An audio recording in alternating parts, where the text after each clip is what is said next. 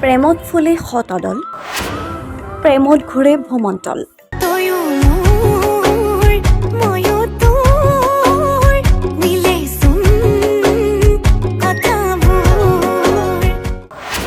কিন্তু প্ৰেমে কাহিলে দুয়োৰে জীৱন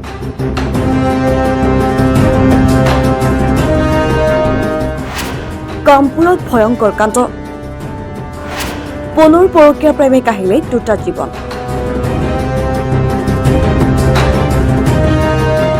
ৰাজ্যত পৰকীয়া প্ৰেমৰ ঘটনা এইটোৰ পিছত সিটো মাৰ নাযাওঁতে পুনৰ এটা ঘটনা এতিয়া কঁপাইছে সমগ্ৰ ৰাজ্যত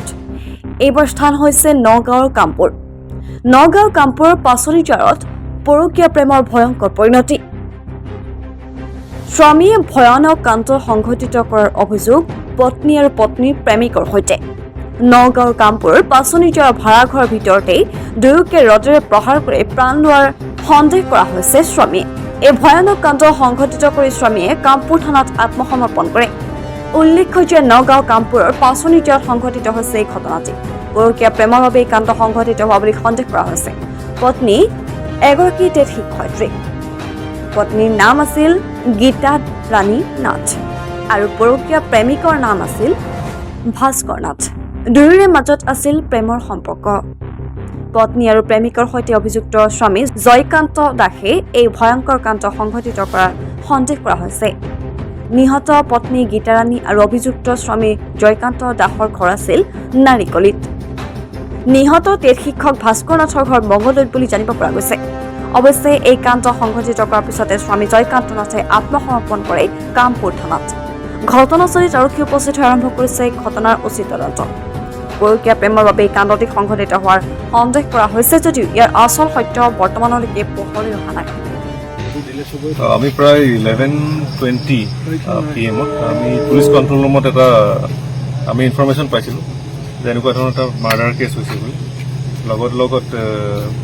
মিনৱেল মানে এইটো সময়তে কি হ'ল যিজন আমাৰ একিউজড আছে সেই একিউজডে পুলিচ ষ্টেচন গৈ ছাৰেণ্ডাৰ কৰে তেওঁ ক'লে যে তেওঁৰ নিজৰ ৱাইফ আৰু এজন ব্যক্তিক মাৰ্ডাৰ কৰি আহিছে গতিকে তাৰপিছতে আমাৰ পুলিচ টীম ইয়াত উপস্থিত হয় আমিও আহি ইয়াত পাওঁ লগতে আমাৰ ক্ৰাইম চিন অফিচাৰো আহি পায়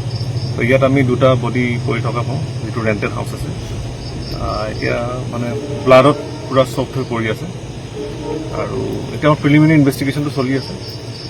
যিজন ব্যক্তি মৃত হৈছে তেখেতৰ নাম ভাস্কৰ নাথ বুলি আমি জানিব পাৰিছোঁ তেখেতৰ ঘৰ মঙলদৈত আৰু যিগৰাকী ব্যক্তি মানে যিগৰাকী মহিলাই মৃত অৱস্থাত পাইছোঁ তেখেত যিজন একিউজড ছাৰেণ্ডাৰ কৰিছিলে জয়কান্ত দাস তেখেতৰ ৱাইফ তেখেতৰ নাম গীতা ৰাণী দাস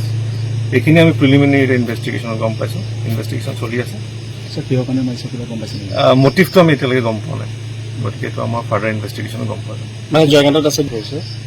সেইটো আমাৰ তেখেতে যিটো আমাৰ আগত কৈছে সেইটোৰ ওপৰত ভিত্তি কৰি গম পাওঁ ঘটনাটো হতে আমি একো গম পোৱা নাই ভাত খাই শুবলৈ লৈছোঁ তেতিয়া এওঁলোকৰ সৰু ল'ৰাটো আহি পেলাই মাতিছে আণ্টি বুলি তেতিয়া আমি দৰ্জাটো খুলি দিছোঁ তেতিয়া কৈছে যে আমাৰ মাক মাৰি পেলালে তাৰপিছত ল'ৰাটো আমাৰ ৰুমত সোমাই গৈছে সোমাই যাওঁতে কৈছে যে দেউতাই আহি পেলাই এনেকৈ মাক মাৰি পেলালে তাৰপিছত 108 ফোন কৰক মই 108 ফোন কৰিলোঁ তাৰপিছত 108 ফোন কৰাৰ পিছত আকৌ 108কে কৈছোঁ পুলিচ থানাৰ নাম্বাৰ নাছিলে মোৰ তাত 108কে কৈছোঁ যে কামপুৰ থানাক কণ্টেক্ট কৰক এনেকৈ শিৱ মন্দিৰৰ ওচৰত তাৰপাছতে তেওঁলোকে কণ্টেক্ট কৰালে আহিলে তাৰপিছত আৰু কাৰোবাক মাৰিছে নেকি অকল নে মানুহজনকে মাৰিছে নাই মাৰাটো আমি দেখাই নাই ল'ৰাটো যেতিয়া ভিতৰত সোমাইছে তেতিয়া ল'ৰাটোহে কৈছে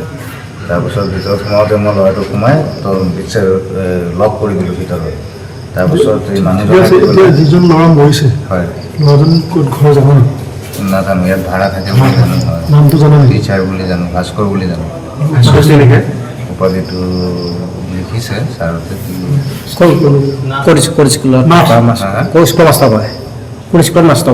পুঠিমাৰি বুলি শুনিছোঁ ফোন কৰিছে যিজনে মাৰিলে তেওঁ ফোন কৰিছে মোক কোন হয় তোমাৰ তেওঁ ক'লে কি মই তাক মাৰিলোঁ আৰু লগত তাকো মাৰি পেলালোঁ মাৰি পেলাই মই থানাত আহি আছোঁ মই জেলত যাম মানে কৈছে আৰু হ'ব মোক যিজনে ফোন কৰিছিলে তেওঁ গিৰিয়েক হয় মোৰ ভিনি হয় মোৰ বাৰ হয় ঠিক আছে মই হ'ব মই কমেণ্ট নিদিওঁ বেয়া নাপাব কি নাম বা নাম কি বাৰ নাম Gitarani Das news desk Assam report 24/7